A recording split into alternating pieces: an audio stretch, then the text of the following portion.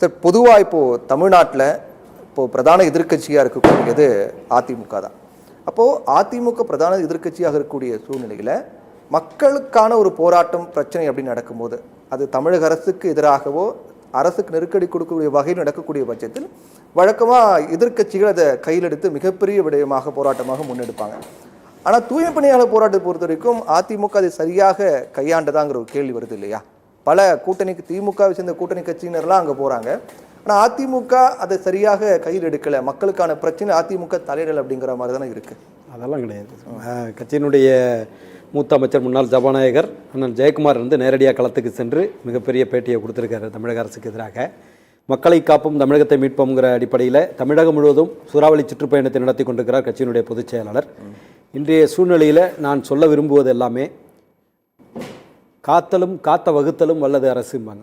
மக்களை காப்பதற்காகவும் அதற்கான சிஸ்டங்களை உருவாக்குவதும் அதற்கான சட்டங்களை உருவாக்குவதும் தான் அரசு. ஆற்றாது அழுத கண்ணீர் அன்றே செல்வத்தை தேய்க்கும் படைன்னு வள்ளுவ பெருந்தகை சொல்லியிருக்கிறாரு.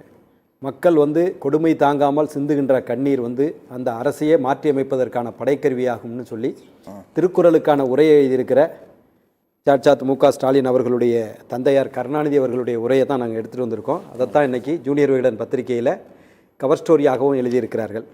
19/1/2021 அன்று இந்த தூய்மை பணியாளர்களை நிரந்தரமாக்க வேண்டும், பணி நிரந்தரம் தர வேண்டும் என்று அன்றைய முதலமைச்சருக்கு கடிதம் எழுதியவர் யாருன்னா இன்றைக்கி முதலமைச்சராக இருக்கிற அன்றைக்கு எதிர்க்கட்சி தலைவராக இருந்த மு.க. ஸ்டாலின் அவர்கள் தான் கடிதம் எழுதுகின்றார்.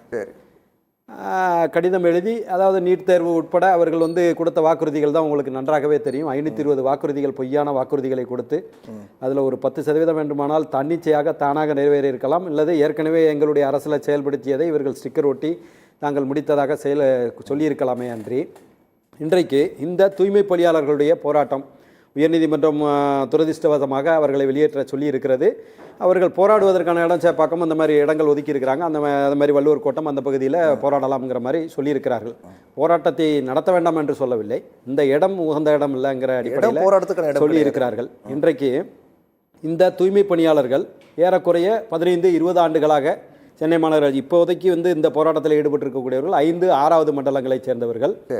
ஏறக்குறைய 2500 பெண்கள் அந்த மக்களை நேரடியாக சந்திக்கின்ற சவுக்கு சங்கர் உள்ளிட்ட மக்கள் நலப்பணியாளர்கள் எத்தனையோ பொதுநல தொண்டு நிறுவனங்கள் அவர்களை சந்திச்சிருக்கிறாங்க. இன்றைக்கு அந்த போராட்டத்தை முன்னெடுக்கின்ற என்னுடைய நண்பர் வழக்கறிஞர் பாரதி அவர்களுக்கு நிச்சயமாக, ஏன்னா வந்து அவர் தொடர்ந்து போராட்ட களத்தில் இருக்கக்கூடிய அவருக்கு என்னுடைய மனமார்ந்த பாராட்டுகளை தெரிவிக்க கடமைப்பட்டிருக்கிறேன். ஏன்னா வந்து இவர்களுக்கு பணி நிரந்தரம் செய்ய வேண்டும் என்று கடிதம் எழுதிய அதே முதலமைச்சர் இவர் பணி நிரந்தரம் செய்வார் என்ற அடிப்படையில் அந்த மக்கள் இவரை நம்பி வாக்களித்திருக்கிறார்கள். அந்த அவருடைய உறுதிமொழிக்கு மாறாக இன்றைக்கு இது வந்து எங்கோ ஒரு கன்னியாகுமரியிலோ எங்கேயோ ஒரு கடைக்கோடியிலே நடந்தால் இது மக்களுடைய கவனத்திற்கு, முதல்வருடைய கவனத்திற்கு வராமல் இருந்திருக்கு என்று கூட நாம் எடுத்துக்கொள்ளலாம். ஆனால் சென்னையினுடைய ஹார்ட் ஆஃப் த சிட்டி, அதுவும் ரிப்பன் பில்டிங் இருக்கிறது வந்து சென்ட்ரலும் ரிப்பன் பில்டிங் தான் சென்னையினுடைய அடையாளம். அந்த இடத்துல 2500 பெண்கள் தங்களுடைய போராட்டத்தை ஏறக்குறைய 1ஆம் தேதியிலிருந்து இன்றைக்கு 12-13ஆம் தேதி வரை தொடர்ந்து முன்னெடுத்து கொண்டிருக்கிறார்கள். இது முதல்வருடைய கவனத்திற்கு செல்லவில்லை என்பதே துரதிர்ஷ்டவசமானது. அதாவது இந்திய அரசியலமைப்பு சட்டத்தை உருவாக்குகின்ற போது ஆர்டிகல் 36 41 வரைக்கும் directive principles of state policy, மாநில அரசுகள் என்ன மாதிரியான சட்டத்தை உருவாக்க வேண்டும், வெல்ஃபேர் ஸ்டேட்னா என்ன, அந்த வெல்ஃபேர் ஸ்டேட்டை எப்படி ஃபார்முலேட் பண்ணணும் அப்படின்னு சொல்லியிருக்காங்க.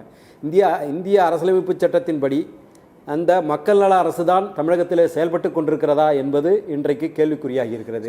ஏன்னா இவ்வளவு ஒரு போராட்டத்தை முன்னெடுக்கிறார்கள் இவர்கள். இந்த 5-6வது மண்டலங்களை மட்டும் சேர்ந்தவர்கள் ஏறக்குறைய வந்து சென்னையில் வந்து 30,000த்திற்கும் மேற்பட்ட தூய்மை பணியாளர்கள் இருக்கலாம். தமிழகம் முழுவதும் இன்றைக்கு அத்தனை மாநகராட்சியிலையுமே போராட்டங்கள் தொடர்ந்து கொண்டு தான் இருக்கிறது. திருநெல்வேலியிலேருந்து ஆரம்பித்து தூத்துக்குடியிலேருந்து ஆரம்பித்து அத்தனை பகுதியிலுமே அவர்கள் வந்து பணி நிரந்தரம் கோரி போராடி கொண்டிருக்கிறார்கள்.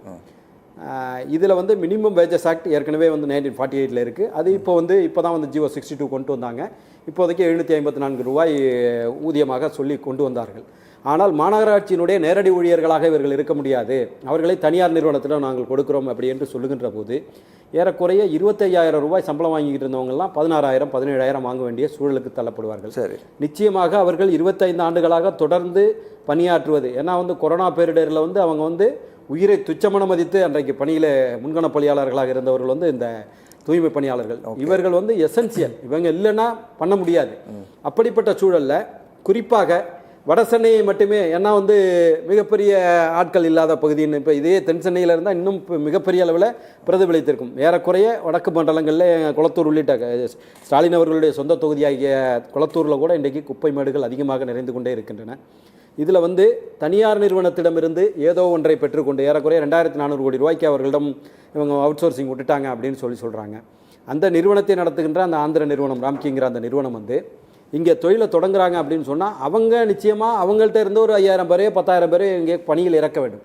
ஆனால் அப்படி இல்லாமல் இன்றைக்கு வரைக்கும் 15 ஆண்டுகளாக 20 ஆண்டுகளாக வேலை பார்த்தவர்களை இன்றோடு உங்களுடைய வேலை முடிந்தது, 1ஆம் தேதியோட உங்கள் வேலை முடிஞ்சது, நீங்கள் போய் தனியார் நிறுவனத்தில் வேணால் சேர்ந்துக்கிடுங்க அப்படின்னு சொல்கிறதே வந்து சட்டத்திற்கு புறம்பானது. அவர்களுடைய லெஜிட்டிமேட் எக்ஸ்பெக்டேஷன் சொல்லுவாங்க, சட்ட ரீதியான எதிர்பார்ப்பை இன்றைக்கு தவிடுபொடியாக்கி இருக்கிறது தமிழக அரசு.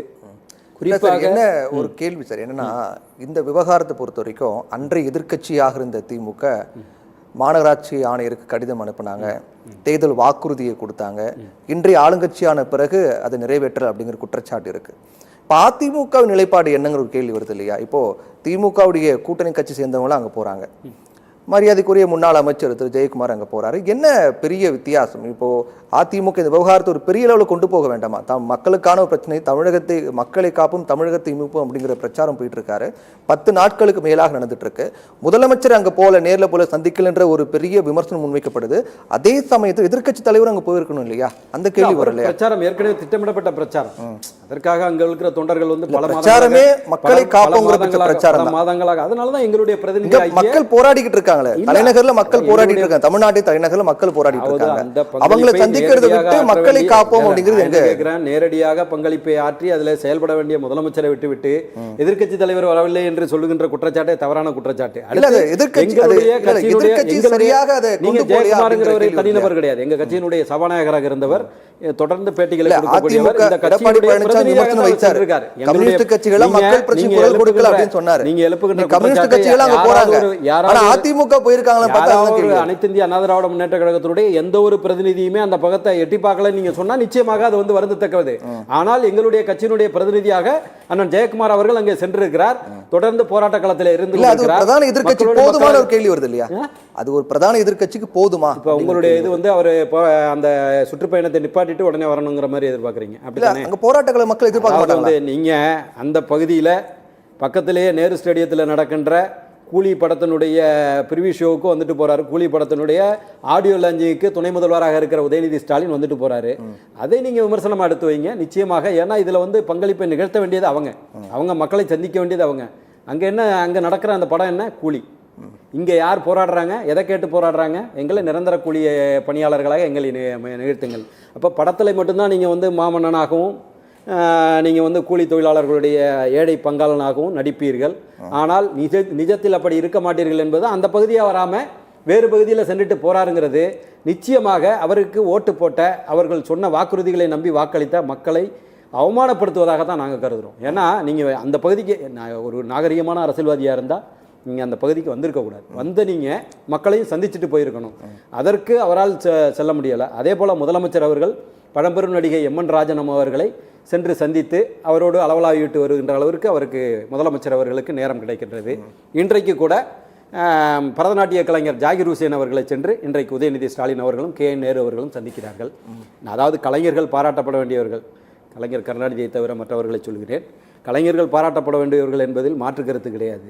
ஆனால் நீங்கள் உங்களை நம்பி வாக்களித்த முன்கள பணியாளர்களாக இருக்கக்கூடிய இந்த ஏழை மக்களுக்காக நீங்கள் என்ன பேசுகிறீங்களோ சனாதனம்னு வார்த்தைகளிலே சர்க்கரை என்று எழுதி இணக்கினால் இனிக்காது. சர்க்கரையை மக்களுக்கு கொடுக்க வேண்டும். ஏதாவது ஒன்றை செஞ்சுருக்கீங்களான்னா ஏன் மக்களை நீங்கள் அவங்கள ஏன் சந்திக்க மறுக்கிறீங்க? அதைத்தான் நாங்கள் இன்றைக்கி கேட்குறோம். இந்த பிரச்சாரத்தை தொடர்ந்து நாங்கள் முன்னெடுத்துக்கிட்டு இருக்கிறோம். அங்கே வந்து எழுச்சி பயணத்தில் கூட புரட்சி தமிழர் எடப்பாடியார் இதை பற்றி பேசியிருக்கிறார். நீங்களே வந்து 19/1/2021 எங்களுக்கு கடிதம் எழுதினீங்க. ஏன் இன்னைக்கு நீங்கள் நிரந்தரம் செய்யலை? 2023 இவர்கள் அத்தனை பேருமே நிரந்தர பணியாளர்களிலிருந்து நீக்கப்பட்டு தனியார் நிறுவனங்களிடம் ஒப்படைப்போம்னு சொல்லி ஜீவோவே வெளியிட்டிருக்கிறாங்க.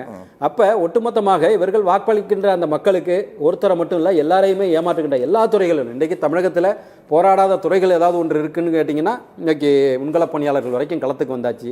யாராவது ஒருத்தரை சொல்லுங்கள், எந்த ஒரு துறையாவது போராடாமல் இருக்கிறார்கள் என்று சொன்னீர்கள் என்று சொன்னால் உதயநிதி ஸ்டாலின் அவர்களுடைய சுற்றமும் நட்பும் மட்டும் வேண்டுமானால் போராடாத அளவிற்கு அவர்கள் 1000 கோடியோ 500 கோடியோ கையில் வைத்துக்கொண்டு சொபிஸ்டிகேட்டடாக இருக்கலாமே தவிர அதை தவிர மற்ற துறைகளைச் சேர்ந்தவர்கள் குறிப்பாக ஏழை மக்கள் சனாதனம்னு பேசிட்டா பத்தாது, சனாதனத்தை நீங்கள் வேறு இருப்பதற்கான வேலைகளை செய்ய வேண்டும். அதை செய்ய நீங்கள் தயாராக இல்லை.